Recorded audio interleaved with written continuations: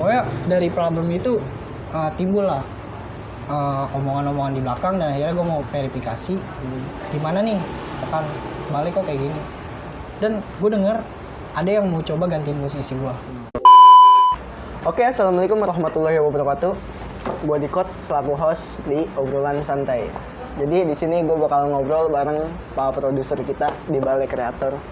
Ya, jadi silakan Pak diperkenalkan namanya. Ya, nama gue Andika Putra ya. Biasa sih dipanggil Copol. Itu kenapa tuh bisa dipanggil Copol? Gue juga sebenarnya nggak ngerti kenapa gue bisa dipanggil Copol. Mungkin teman-teman gue sering ngomong, woi Pol. Di situ kebiasaan mereka manggil gue, woi Pol. Akhirnya gue terima tuh peribahasa itu. Udahlah, nggak apa-apa, gue dijulukin sebagai Copol.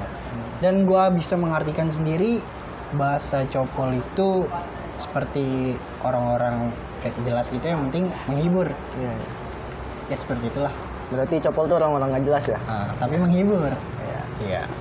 Coba diceritakan nih awal jadi produser di Balai Kreator tuh, awalnya Balai Kreator tuh kayak gimana? Ya, waktu itu kita lagi kumpul-kumpul nih. Iya. Kita lagi kumpul-kumpul. Nah, setiap pulang sekolah itu emang tradisi kita selalu kumpul-kumpul bareng sama teman-teman. Oh, tradisi tuh. Kebetulan tuh di Balai Kreator ini teman-teman sekolah gue semua, ada yang satu kelas, kebanyakan sih satu kelas. Nah, di situ gue lagi nongkrong, lagi ngobrol-ngobrol.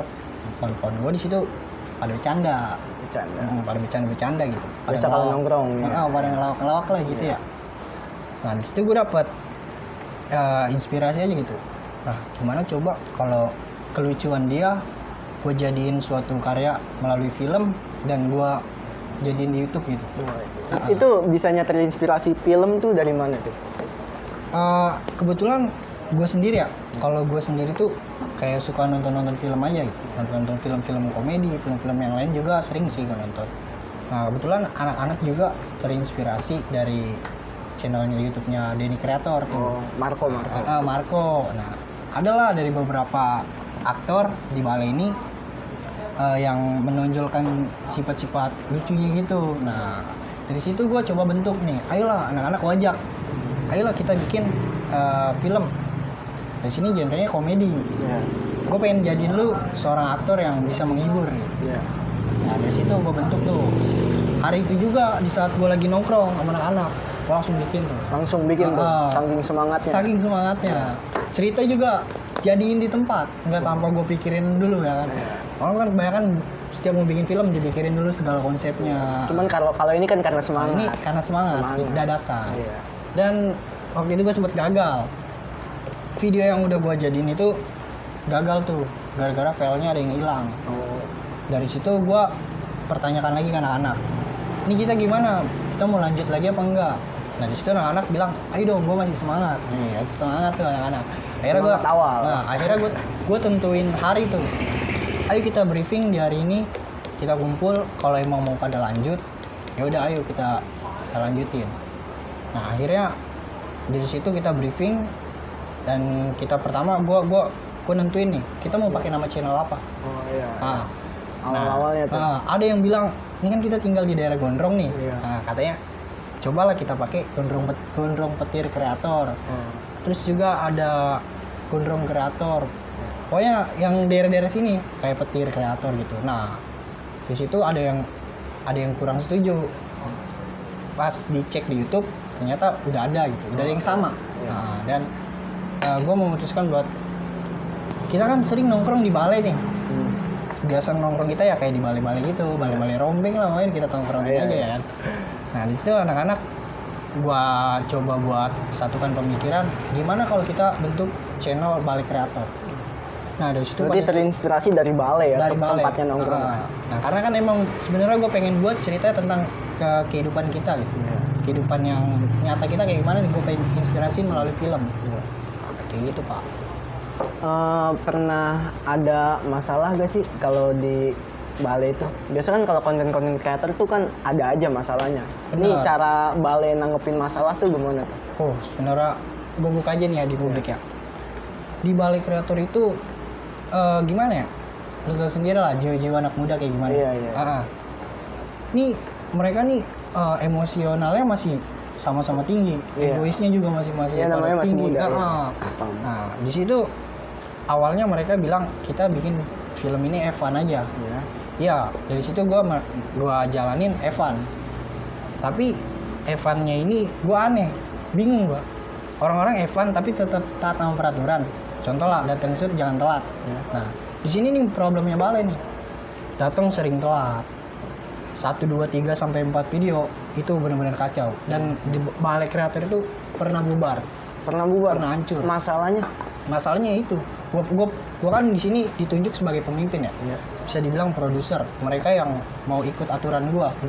Dan gua membuat peraturan itu pun berdasarkan tujuan kita bareng-bareng.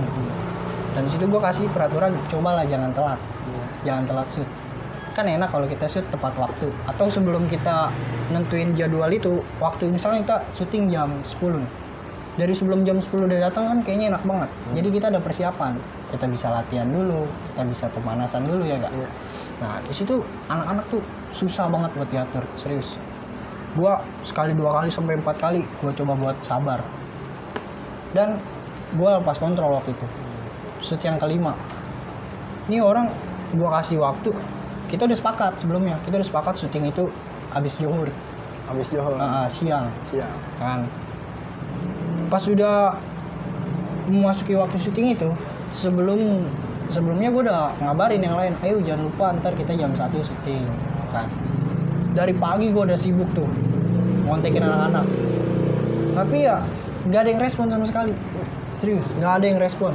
Dari situ gue udah deg-degan aja tak. Mungkin pada saat itu anak-anak jiwa semangatnya sudah mulai kurang. Enggak, mereka apa gimana gitu. Mereka, gue tahu mereka tidur. Karena mereka nggak punya inisiatif kalau besok mau syuting, pada begadang malamnya. Gue udah bilangin, lu boleh begadang tapi tanggung jawab. Berarti belum terlalu prioritasin Bale ya. Tapi ya gue bingungnya gini, dari setiap kita briefing, gue selalu menanyakan keseriusan mereka.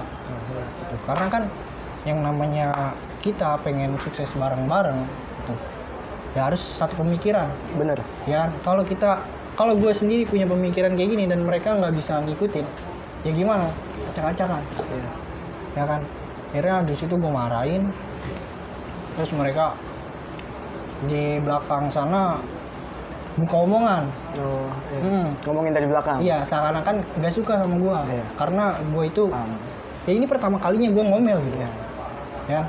Kemarin-kemarin 1, 2, 3, 4 video gue masih santai ya kan, walaupun lu orang pada telat, gue masih santai, gue masih tungguin. Tapi ilahkan lah, kita udah mau jalan 5 video terus seterusnya, masa mau kayak gini terus? Bener. Telat. Seharusnya kita syuting on time. Pemimpin yang harus dicontoh nih begini. Jadi lewat pak. Aneh bingung jadinya. Ya kan? Gue ngomelin, disitu gue diomongin di belakang. Ini dia apaan sih gini. Dan ya udah, dalam hati gue sabar. Kebetulan gue juga dapat omongan itu dari kawan gue sendiri. Dia satu tim juga. Jadi kan dia sering nongkrong bareng. Jadi dia malamnya itu pada ngopi lah ceritanya. Nah, terus ada bahasan tuh gara-gara gue ngomelin. Kan akhirnya gara-gara gue ngomel itu, gue gagal shoot. Bale gagal shoot. Nah, dari masalah gagal shoot ini, kita nggak punya bahan video berikutnya. Jadi kita upload semaunya kita. Nah, berdasarkan algoritma YouTube kan yang paling dipentingkan. Bener. Misalkan kita konsisten aja kan ya.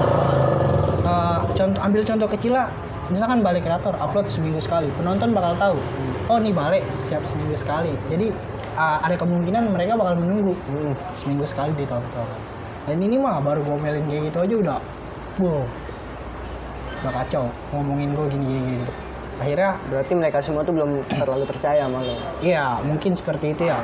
Karena apa, mungkin guanya kurang tegas atau guanya kurang gimana gitu. Karena kan gue waktu itu marah ya, marah-marah anak-anak ABG. Apalagi mereka semua kan masih pada muda. Iya, asli. Pemikirannya beda. Ya pokoknya dari problem itu timbul lah omongan-omongan di belakang, dan akhirnya gue mau verifikasi gimana nih kan Bale kok kayak gini.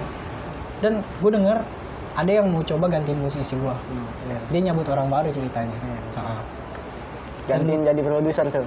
jadi produser, jadi editor, jadi kameramen juga. Dan itu kan sebenarnya peran gue semua. Nah, bukannya gue maruk atau gue serakah. Karena emang gue sebelumnya udah briefingin, ini siapa yang mau ambil di posisi ini, diambil posisi ini. Tapi pada saat itu mereka menunjuk gue semua. Sampai akun pun Instagram, YouTube. Gue udah pertanyain sebelumnya, lu mau megang apa Berarti enggak? emang dari awal tuh emang bener-bener lu yang ngedirin ya, lu yang ngebangun gitu. Ya, tapi berkat mereka juga, karena kan gue awalnya cuma pendorong. Ayo lu mau pada kayak gini gak? Mau bikin film gak? Nah, karena di situ kan sebelumnya gue juga konten kreator ya. Walaupun ya sampai sekarang konten gue masih belum berjalan lagi, ya gue coba buat targetin buat balai gitu. Gue bisa fokusin di balai. Ya kita lihat aja ke depannya mau kayak gimana. Yang penting mah gue bawa senang aja. Nah mereka buka omongan terus gue briefingin kan, ini maunya kayak gimana sih kan. Terus ada yang nyautin tuh, udah gue udah nggak butuh lu lagi. Iya dari situ kata gue, oh kayak gini. Ya udah oke. Langsung gue perjelas ke mereka kalau emang ini mau lulus semua, gue cabut pak dari situ pak. Gue cabut dan akhirnya dia nunjuk salah satu teman gue. Tapi sebelumnya teman gue ini udah pernah gue ajak. Der, lu mau gak gabung sama gue? Nih, kita syuting. Lu editor, kameramen. Udah itu aja tugas lu. Terus, apa kata dia? Kata dia, sorry Paul, gue gak bisa. Ya kan? Terus gue tanya, kenapa lu gak bisa? Mungkin, anak-anaknya ini sebelumnya juga gue udah pernah bikin video-video gak jelas. Gitu. Video-video gak jelas ini mah yang penting menurut gue lucu. Nah, gue ajak tuh dia.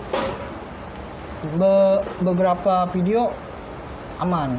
Ya seterusnya makin lama makin kendor semangatnya. Dan akhirnya mungkin si brother gue ini ngelihat, dia lagi orangnya.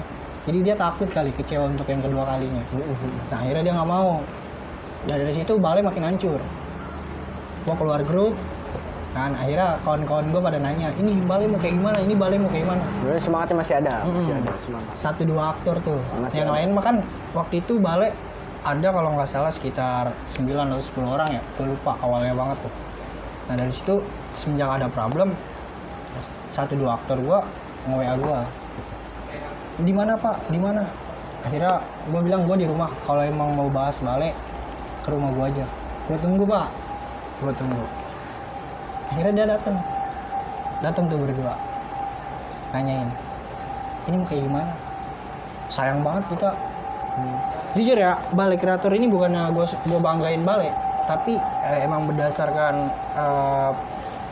apa yang udah gue lihat. Kita baru upload 1-2 video, subscriber kita bisa tembus 100 lebih, baru 1-2 video. Dan itu yang menjadi semangat gue. Kan, gimana kalau kita seterusnya produksi film terus menerus aktif lah ya, kata kita konsisten.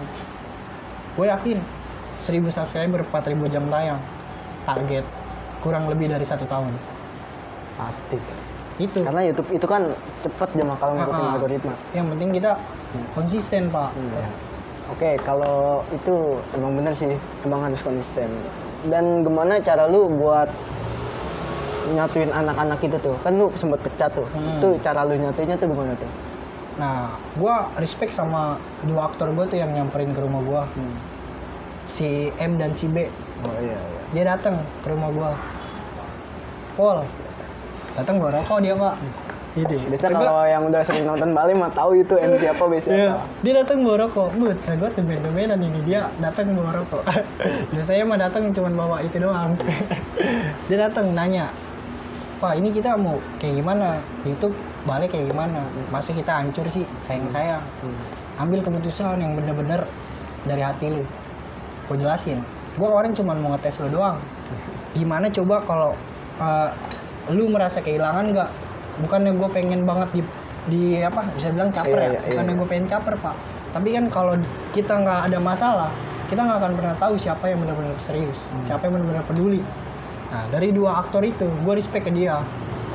Yaudah, kalau lu berdua masih pada serius, lu bisa kita bisa sama-sama bangun ini channel.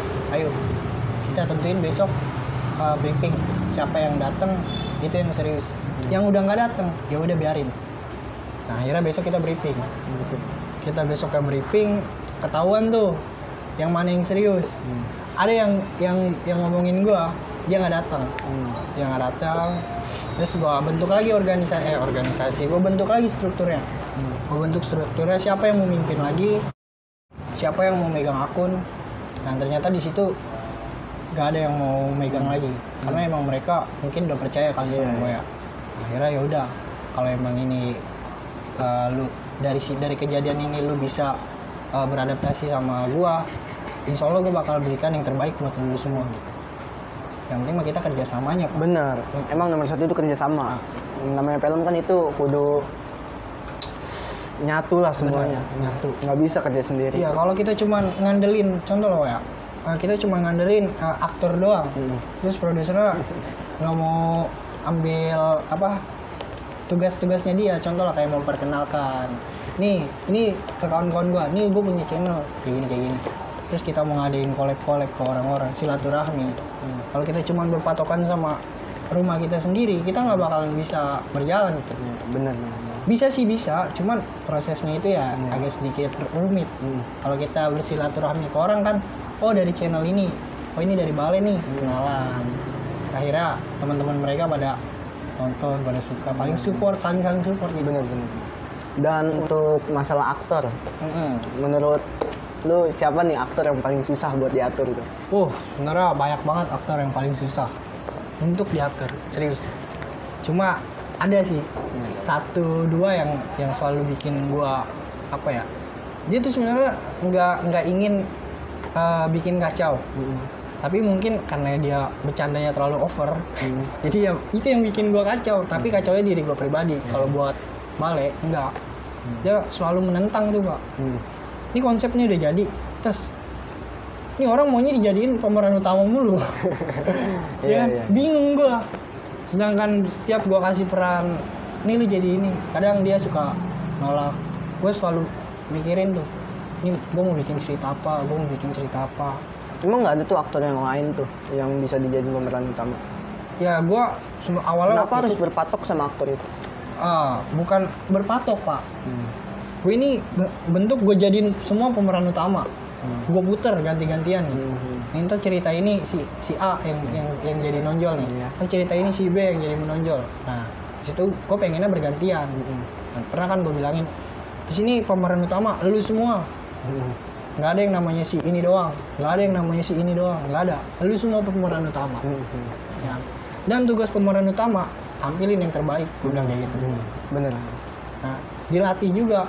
Jangan lu cuman nunggu jadwal lu dapat skenario, jadwal lu dapat cerita, baru lu apalin, baru lu pelajarin. Enggak, lu sering nonton film aja deh. Ini karakter lu yang kayak gini, lu cari karakter lu di misalnya di YouTube kan banyak Pak. Ini film ini yang sekiranya karakternya cocok sama dia. Kalau emang bagus, ambil. Gitu. Dan melatih juga dari diri sendiri. Bener. Buat aktor gue ya yang paling susah buat gue atur ada, itu si M. Aktor yang paling susah diatur tuh? Itu siapa tuh M? Ya si M lah pokoknya, si Mayang. Iya. Sorry ya Mayang, ini mah kita buka-bukaan aja karena kalau gua tutup-tutupin penonton nggak bakal tahu gitu. Oh Mayang ternyata kayak gini, tapi gua respect sama dia. Dia semangatnya tinggi banget sampai sekarang dia masih ngikut. Iya benar. Kalau aktor-aktor yang lain yang bilang, ayo gue semangat nih gini. Saya kuping gua mah sampai adem banget denger dia ngomong semangat. Iya. Setiap ada problem 1-2 hilang, setiap ada problem 1-2 hilang. Tapi si Mayang walaupun kadang dia yang suka buat itu masalah, dia tetap tanggung jawab. Gue respect sama dia. Semangatnya masih ada. Ya? Tapi ya kita pelan-pelan nasihatin dia. Karena dia mungkin masalahnya di pemikiran sih, pemikirannya beda. Karena kalau ya emang benar beda-beda Pak pemikiran orang. Ada yang kita nasihatinnya harus pelan-pelan, ada yang secara kasar, ada yang masa bodoh, karena kayak gitu.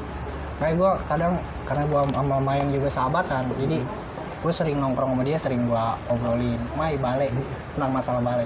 Bale kayak gini nih, lu ada saran nggak? Kadang dia suka ngajuin, lu kayak gini Pak, lu kayak gini. Oke, gue turutin nih, karena kan emang lu orang terdekat gue, dan lu yang punya semangat tinggi nih buat di Bale. Gitu. Kira gue dengerin saran-saran dari dia, sampai sekarang dia masih ngikut Bale. Berarti masih bagus ya semangatnya? Masih bagus semangat. Ini gue minum ya Pak? Minum dulu. Kami juga mau sebat but gue.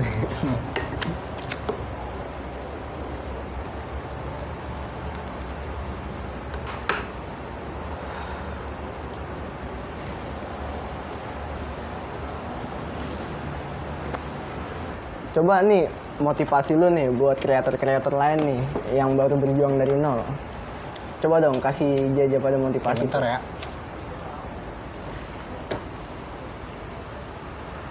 Karena kan yang namanya kreator-kreator baru kan juga butuh motivasi.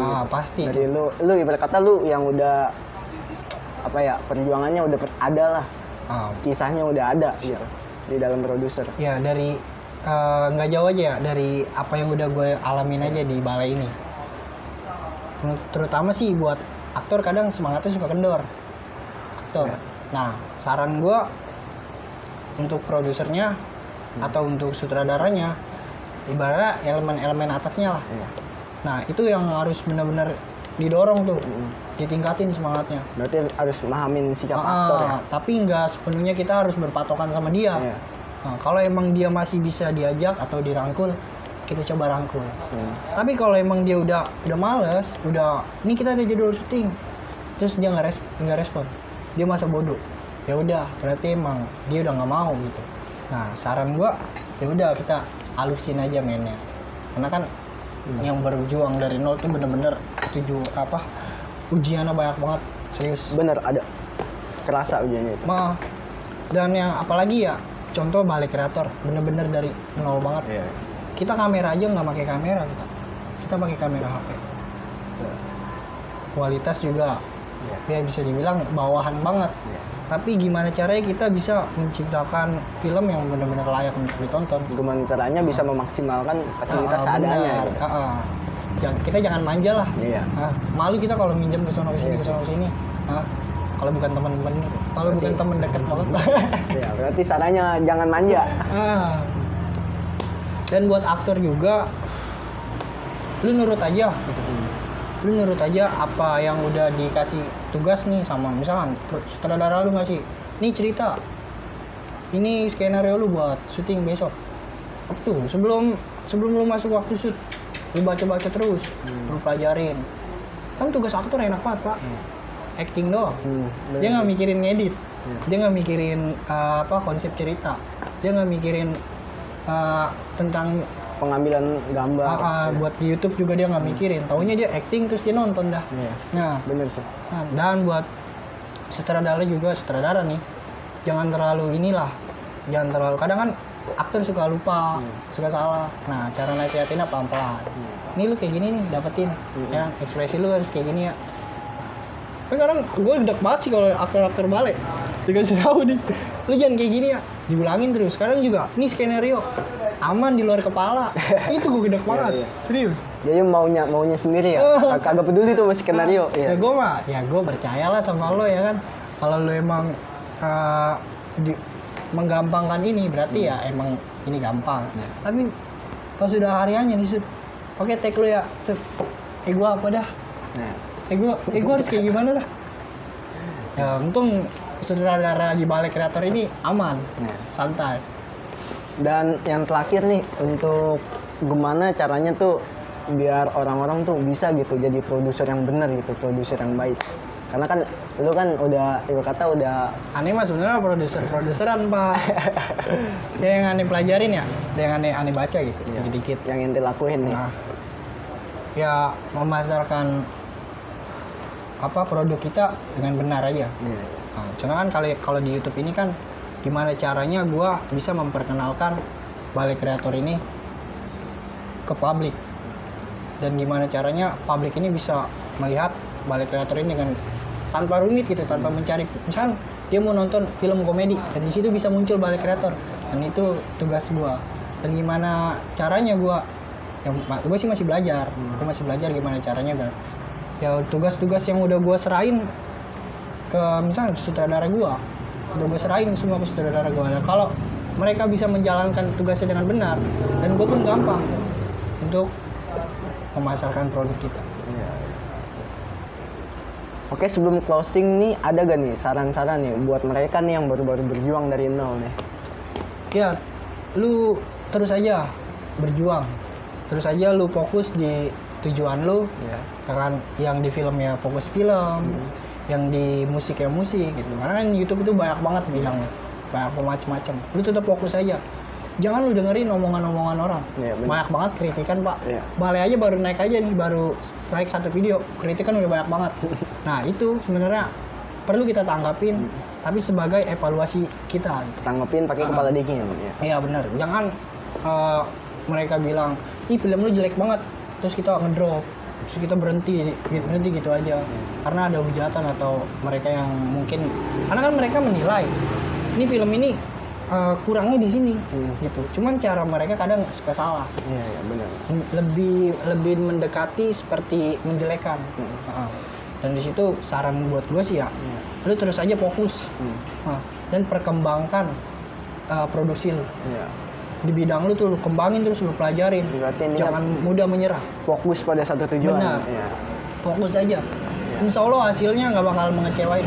Keringet yang udah kita keluarin nih dari hasil jerih payah kita nih, misalkan syuting kita yang buat konten. Kalau emang kita ngejalaninnya dengan semangat, niat dan juga Bismillah, Insya Allah hasilnya bakal ada buat kita sendiri. Benar. Oke, next video kita bakal ngebahas lagi tentang balik layar di balik kreator. Pokoknya stay terus di channel Balik Kreator. Oke, gua Dikot. Assalamualaikum warahmatullahi wabarakatuh. Bye.